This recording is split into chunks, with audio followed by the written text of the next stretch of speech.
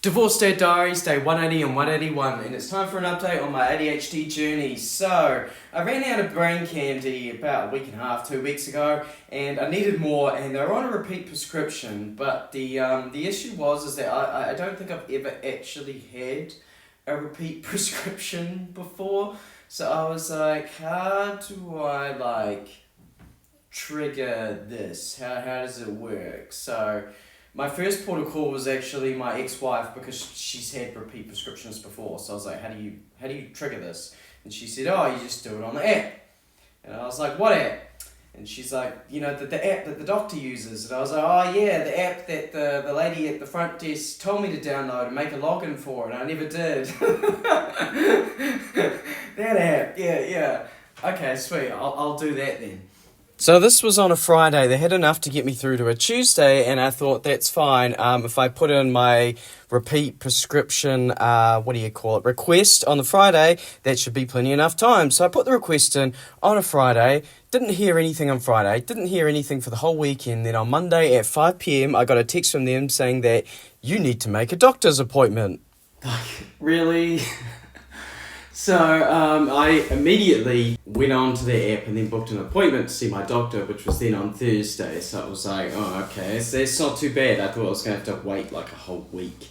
So I went in for my appointment. Blood pressure and heart rate was all fine, which was like the main thing they were going to look for. But at that point, I also hadn't taken any that morning. But they said if the medication wasn't working or if I wanted to change, I can come back and have another appointment. But effectively, I was going to have to go in. In fact, I am going to have to go in every 3 months to see my doctor in order to remain on my medication. Like, why? And then they give me this piece of paper to sign, which says that it's like a controlled thingamaling, and I have to, when requested, take random urine and blood tests to make sure that I'm not abusing it.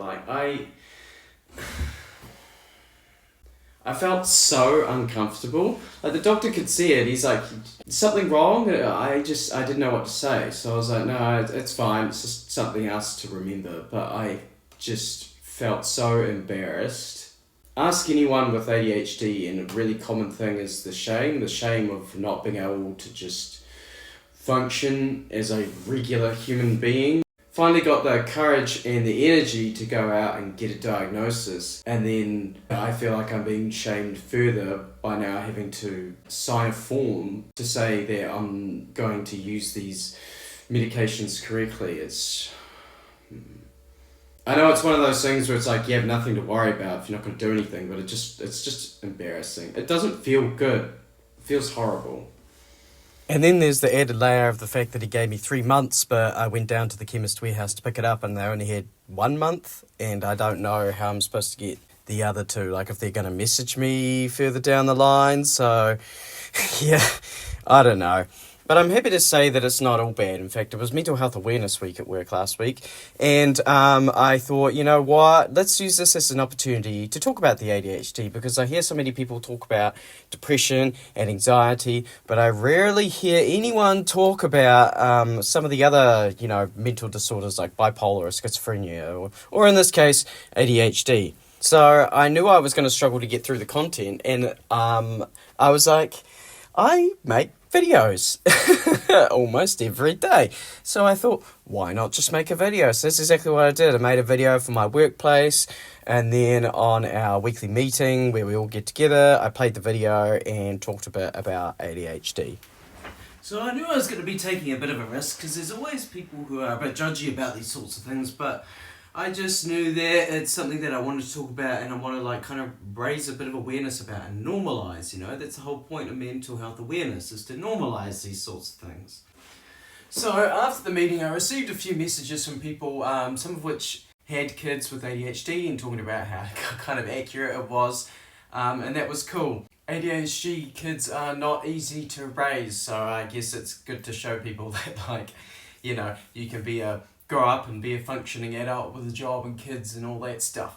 But where it really made my day was yesterday, Monday, where I received a message from someone who was currently on a waiting list to get diagnosed and hasn't told anyone at work because of the shame. They told me that now they feel so much better about saying that they think they might have it now that someone has come out and said that they do have it. And that made it all worth it. And it really made my day. I felt so good. Now, I did think about posting the video here, but my issue is that it contains a lot of identifying information and talks a bit about people that I work with. So I'd have to remake the video, and I realised that I don't have time enough to do that for today. But it's certainly been a real up and down journey. But I will catch you on the flip side.